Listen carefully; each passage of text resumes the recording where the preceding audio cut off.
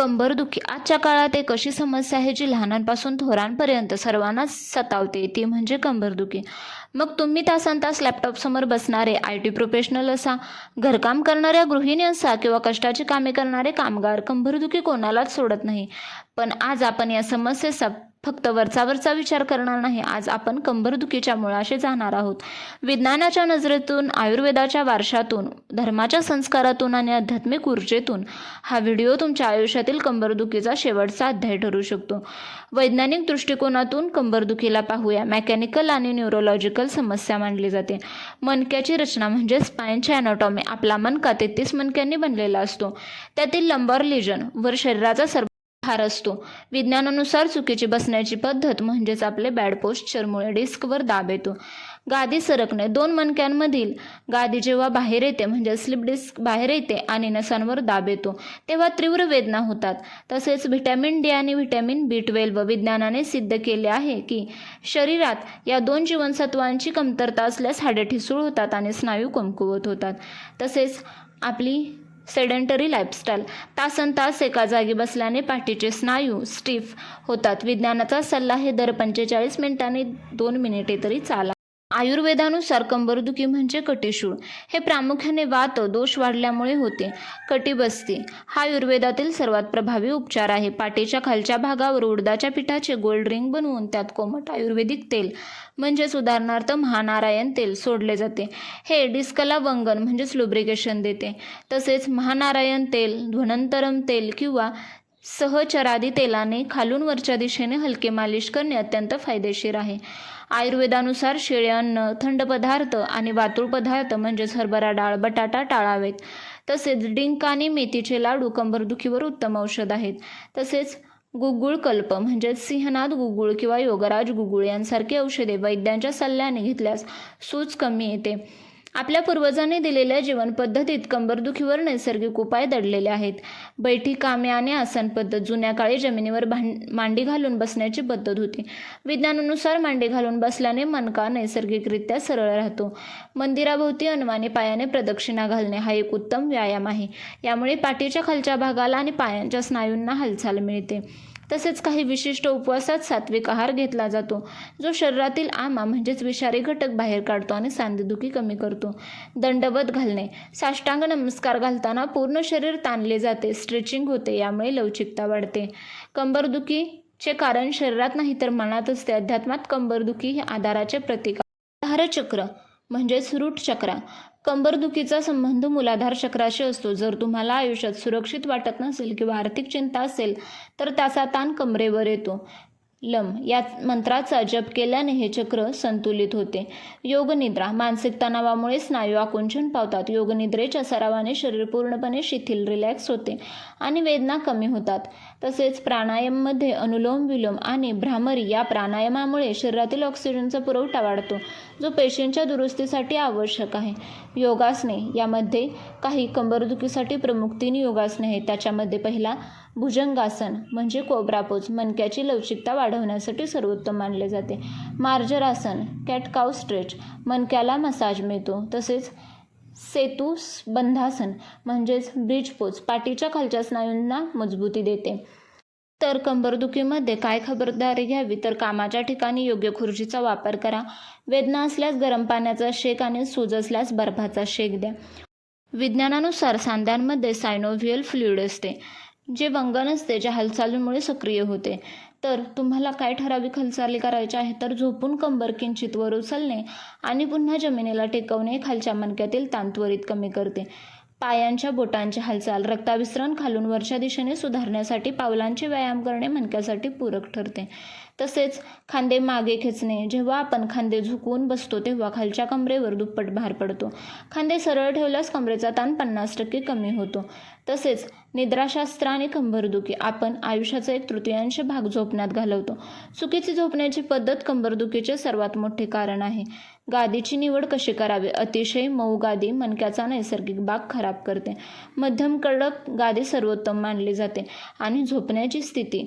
कुशीवर झोपताना 2 गुडघ्यांमध्ये उशी घेतल्यास मणका सरळ राहतो. उत्ताने झोपताना गुडघ्याखाली उशी घेतल्यास कमरेचा ताण कमी होतो. पालथे झोपणे टाळा, यामुळे मानेवर आणि पाठीवर विनाकारण दाब येतो. वास्तुशास्त्र आणि कंबरदुखी याबद्दल जाणून घेऊया. अनेकदा धार्मिक आणि वास्तुशास्त्रीय कारणांमुळे शारीरिक व्याधी उद्भवतात असे मानले जाते. नैऋत्य दिशा. वास्तुशास्त्रानुसार घराचा नैऋत्य कोपरा स्थैर्याचा असतो. जर या दिशेला दोष असेल किंवा जडत्व नसेल तर घरातील मुख्य व्यक्तीचा कंबर आणि पायांचे विकार होऊ शकतात.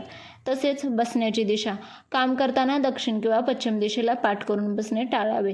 पूर्व किंवा उत्तर दिशेकडे तोंड करून बसल्याने सकारात्मक ऊर्जेचा प्रवाह मणक्याला बळकटी येतो.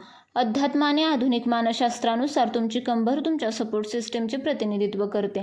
खालच्या कंबरदुखीचा थेट संबंध आर्थिक असुरक्षिततेशी असतो. जेव्हा मन भविष्याबद्दल काळजीत असते तेव्हा पाठीचे स्नायू नकळत कडक होतात. जबाबदारीचे ओझे. खांद्या आणि पाठीचा वरचा भाग दुखणे अति जबाबदारी घेण्याचे लक्षण आहे. आध्यात्मिकदृष्ट्या समर्पण भाव ठेवल्यास हा ताण हलका होतो. विशेष आयुर्वेदिक औषधी लेप आपण पाहूया. जेव्हा वेदना तीव्र असतात तेव्हा पोटातून औषधे घेण्यापेक्षा स्थानिक लेप अधिक गुणकारी ठरतात. आल्या आणि मिठाचा लेप. आल्याचा रस आणि थोडे मीठ गरम करून लावल्याने रक्ताभिसरण वाढते आणि सूज उतरते. निरगुंडी लेप. निरगुंडीच्या पाल्याचा रस किंवा लेप कंबरदुखी आणि सायटिकावर रामबाण मानला जातो. वाळू गरम करून एका कपड्यात बांधून त्याने कमरेला शेक दिल्यास वात त्वरित कमी होतो. पाण्याचे महत्त्व आणि हायड्रेशन. विज्ञानानुसार आपल्या मणक्यातील डिस्कमध्ये 70 ते 80% पाणी असते. जर शरीरात पाण्याची कमतरता म्हणजेच डिहायड्रेशन असेल तर या डिस्क आकुंचन पावतात आणि एकमेकांवर घासल्या जातात. दिवसभर पुरेसे पाणी पिणे हे कंबरदुखी रोखण्याचे सर्वात स्वस्त आणि सोपे वैज्ञानिक औषध आहे. हे सर्व करूनही चालणार नाही तर हाडांना आतून पोषण मिळणे आवश्यक आहे. कॅल्शियम आणि मॅग्नेशियम आहारात नाचणे, तीळ आणि सुकामेवा यांचा समावेश करा. तसेच मणक्याच्या गादीसाठी कोलेजन अत्यंत महत्त्वाचे आहे. व्हिटॅमिन सी युक्त फळे खाल्ल्याने शरीरात नैसर्गिक कोलेजन तयार होते. तसेच हळदीचे दूध हे नॅचरल पेनकिलर आहे. रात्री झोपताना सुंठ आणि हळद टाकलेले दूध प्यायल्याने पाठीची सूज कमी होते. मणक्यासाठी मुद्राशास्त्र. अध्यात्म आणि योगशास्त्रात हातांच्या बोटांच्या स्थितीने अंतर्गत ऊर्जेचा प्रवाह बदलता येतो. वायुमुद्रा म्हणजेच तर्जनी अंगठ्याच्या मुळाशी लावल्याने शरीरातील अतिरिक्त वायू कमी होते, ज्यामुळे सांधेदुखी थांबते. तसेच पृथ्वी मुद्रा अनामिका आणि अंगठ्याचे टोक जुळवल्याने शरीरातील पृथ्वी तत्व वाढते, जे हाडांना आणि स्नायूंना मजबूती देते. तसेच ऋतुचर्या आणि कंबरदुखी म्हणजे सीझनल केअर. आयुर्वेदानुसार ऋतू बदलला की कंबरदुखी वाढते. पावसाळा आणि हिवाळा या काळात वातदोष वाढतो, यामुळे सांधे कडक होतात. या काळात बस्ती म्हणजेच आयुर्वेदिक एनिमा घेणे हा सर्वात प्रभावी आध्यात्मिक आणि शारीरिक उपचार मानला जातो. उन्हाळ्यामध्ये शरीरातील पाणी कमी झाल्याने मणक्याच्या गादीतील लवचिकता कमी होते, म्हणून हायड्रेशनवर भर द्या.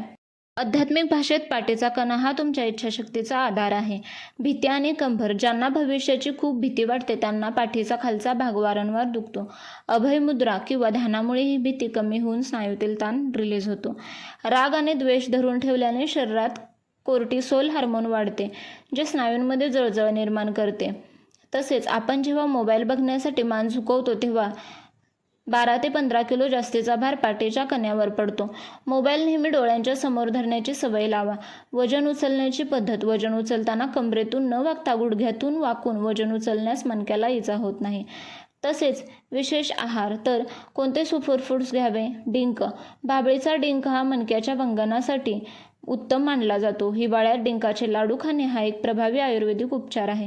तसेच अंबाडीच्या बिया. यामध्ये ओमेगा 3 फॅटी ॲसिड असतात, जे मणक्यातील सूज कमी करण्यास विज्ञानानुसार मदत करतात. तसेच मेथीदाणे.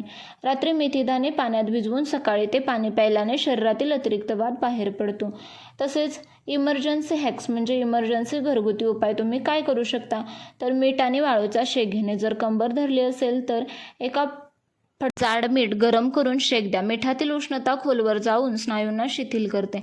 तसेच मोहरीचे तेल आणि लसूण. मोहरीच्या तेलात लसणाच्या 5 ते 6 पाकळ्या गरम करा. ते तेल कंबरदुखीसाठी जगातील सर्वात जुने आणि प्रभावी पेनकिलर तेल आहे. आज आपण कंबरदुखी या समस्येचा केवळ आजार म्हणून नाही तर एक जीवनशैलीतील दोष म्हणून विचार केला. विज्ञानाने आपल्याला मणक्याची तांत्रिक रचना आणि आधुनिक उपचारांची जोड दिली. आयुर्वेदाने वात शमवून नैसर्गिकरित्या तेल आणि आहाराच्या माध्यमातून मुळापासून उपचार करण्याचे मार्ग दाखवले. धार्मिक मूल्यांनी आपल्याला शिस्तबद्ध जीवन आणि बसण्या उठण्याच्या योग्य पद्धतीचे महत्त्व पटवून दिले. तर अध्यात्माने मनाचा ताण आणि शरीराच्या वेदना इंद्रियांचा संबंध उलगडून दाखवला. लक्षात ठेवा, मनका हा केवळ हाडांचा सांगाडा नाही तर तुमच्या संपूर्ण मज्जासंस्थेचा महामार्ग आहे. या महामार्गावर जेव्हा अडथळे निर्माण होतात तेव्हा केवळ कंबर दुखत नाही तर तुमच्या जीवनाची गती मंदावते. तुमचा मनका जेवढा लवचिक आणि मजबूत असेल तेवढेच तुमचे आयुष्य अधिक सक्रिय आणि आनंदी असेल. कंबरदुखीला आपल्या आयुष्याचा भाग बनवू नका, तर त्याला आपल्या चुकीच्या सवयींचा परिणाम मानून आजच त्या सवयी बदला. शरीर ही देवाने दिलेली सर्वात मोठी संपत्ती आहे, तिची काळजी घ्या. मित्रांनो, कंबरदुखीवर आधारित ही विशेष माहिती तुम्हाला कशी वाटली? यातील कोणता उपाय तुम्ही आजपासून सुरू करणार आहात? कमेंटमध्ये नक्की सांगा. जर तुम्हाला माहितीचा थोडा जरी फायदा झाला तर हा व्हिडिओ अशा मित्रांना आणि नातेवाईकांना नक्की पाठवा जे या त्रासातून जात आहेत. निरोगी राहा, ताठकण्याने जगा आणि आनंदी राहा. व्हिडिओ पाहिल्याबद्दल धन्यवाद. अजूनही चॅनलला सबस्क्राईब केलं नसेल तर जरूर सबस्क्राईब करा. पुनश्च भेटूया अशाच एका नवीन व्हिडिओमध्ये आणि कमेंटमध्ये नक्की सांगा कोणत्या विषयाबद्दल पुढचा व्हिडिओ हवा आहे. मी आशा करते तुम्हाला व्हिडिओ आवडला असेल. पुनश्च भेटूया नवीन व्हिडिओमध्ये. तोपर्यंत श्री स्वामी समर्थ.